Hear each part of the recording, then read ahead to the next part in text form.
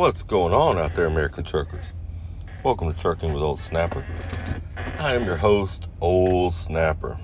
Anyway, if you're new to the channel, please like and subscribe, all that gooey, mushy stuff that YouTubers like to tell y'all. In this video, we're going to go over two different things because they all kind of work together, both of these things. I believe they work together. They're going to put a lot of people out of business. It's going to make it harder on drivers, especially independent contractors, small companies, small fleets.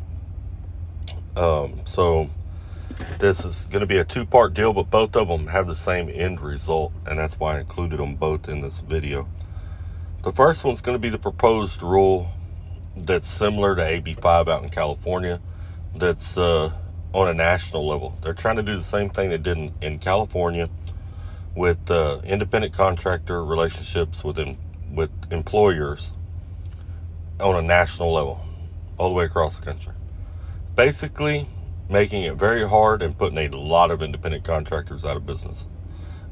These leasing trucks like Stevens Transport does, Night Transportation, this affects the mega carriers as well. Some people prefer to lease, generally because they stay in newer equipment. Some people do it because that's basically gives them an idea of what an owner-operator would be like on as far as managing their money and things like that. So there's many different reasons that people lease instead of buying. And I truly believe that people should have the right to choose. Some of the people that were for the bill out in California, I saw their arguments, and they were arguing, well, these employers are taking advantage of these guys by misclassifying them, so they don't have to pay tax. They don't have to pay part of their income tax and all this and that. Is that happening? Sure, I'm sure it is. But at the same time, didn't that employee have a choice? They didn't have to work there. They could work somewhere else. They chose to work there, knowing whatever the reason, whatever the risk was. I believe in people having that choice. I don't believe the government should be able to come in and tell you, nope, you can't do that because we don't agree with it.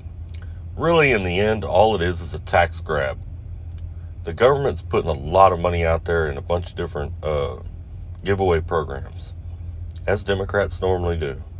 Yeah, I said it. That's what they normally do, and they do. So they got to come up with the money to cover these things. A lot of people would like to think they just go tax the rich people. That's not exactly how it works. As they initiate these social programs, they tend to tax the working man. The working man being you and me. Well, what was a way for them to get more taxes? Make it harder to be classified as an independent contractor. Make it harder for people to work on 1099 status. Because then, when they go W-2 status, you're guaranteed to get your taxes every week, or every 2 weeks, or however often they're paid when those taxes are taken out. And even if they got money coming back, they're not getting it till the end of the year. The government's going to hang on to all that. And in the meantime, they're going to use it to pay for all these different social programs that they got going on. I mean, that's just it in a nutshell. That's the whole reason for it. They don't care about employees being misclassified. I believe it was Reagan that said, anytime the government says, I'm here to help you, you better watch out. You're in trouble. And that's no different with this rule right here. They're claiming it's for that reason, but really, it's a tax grab. That's all it is. Has nothing to do with nothing else. I believe in California it was pushed more for the union. I believe the Teamsters was wanting to move in on Uber and Lyft. They were unable to because they were classified as independent contractors. So they found this politician, I can't remember her name, down in San Diego, and used her to push for this rule change in California. Because once they're classified as employees, the union could then move in on them. That's all that was out there. But the federal government's taking notice of it. And just like always, they see a way to make some money, and they're going to jump on it. And that's exactly what's happening right here.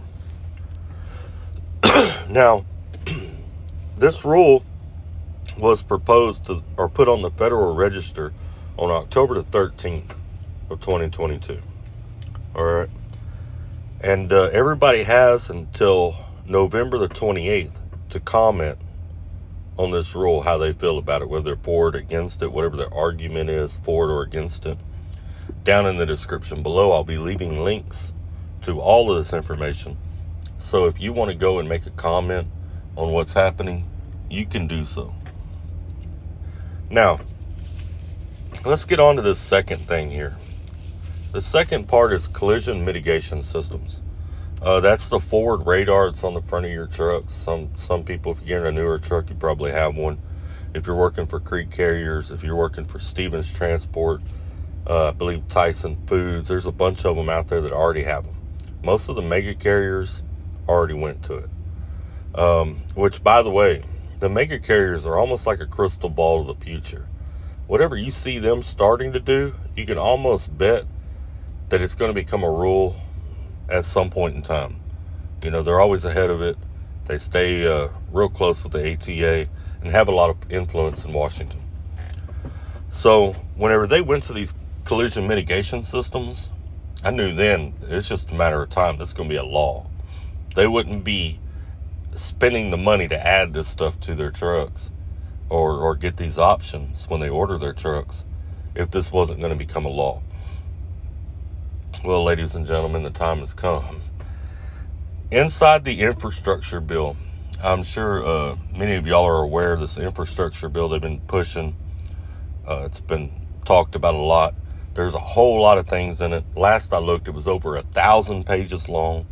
But one of the things that's in this bill is a requirement for those forward radar collision mitigation systems. A requirement.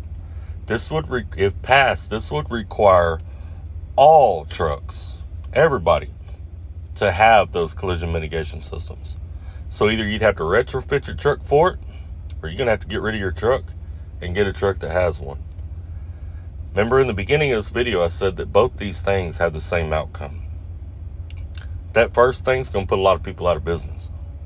This second thing is going to do the same thing. Look at the rates right now. Look at everything that's going on out here. There's no way that some of these small carriers can afford to completely buy new trucks for their entire fleet or completely outfit, 100 trucks, 50 trucks, or whatever amount of trucks that they got with these systems. I could not find a price on what it would cost to try to do that. There's not a lot of information out there on it yet. But it's just craziness. In one hand they talk about a shortage of drivers, and then at the same time they do everything they can to make it harder to be a driver. It's nonsense. It's nonsense. I like what Asian Mind said when he said it's all a ploy to push for driverless trucks. I truly believe the same thing.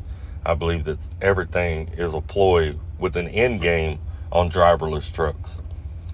But I'm curious as to what y'all think about this, drivers. What do y'all think about both of these proposed rules in Washington? And I do encourage all of you, no matter what your stance is on politics, please vote. Also, please go and leave a comment.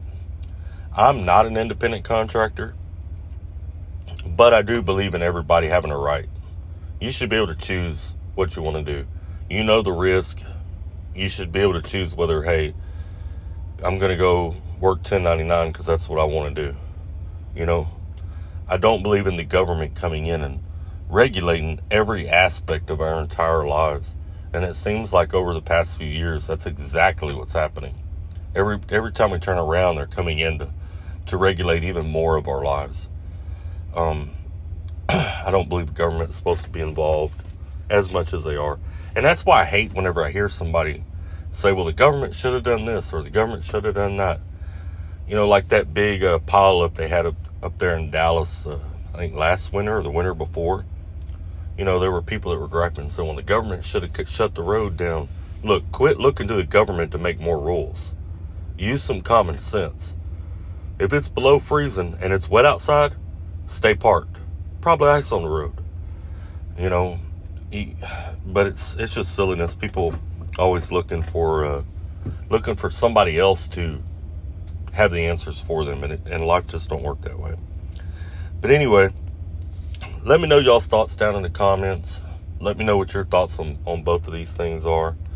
I look forward to reading them, seeing some of the different points of views out there. If you're for it, I still want to read it. Even if you're for it, let me know why you're for it. You know, I want to see your points of view. I'm sure other people would like to see your points of view as well. Like I said in the beginning, don't forget to like and subscribe. All that fancy stuff that the fancy YouTubers like to tell you. Don't forget to do all that. Share this video out with your friends. Y'all take care. Stay safe. Remember, we are all family. And let's keep trucking.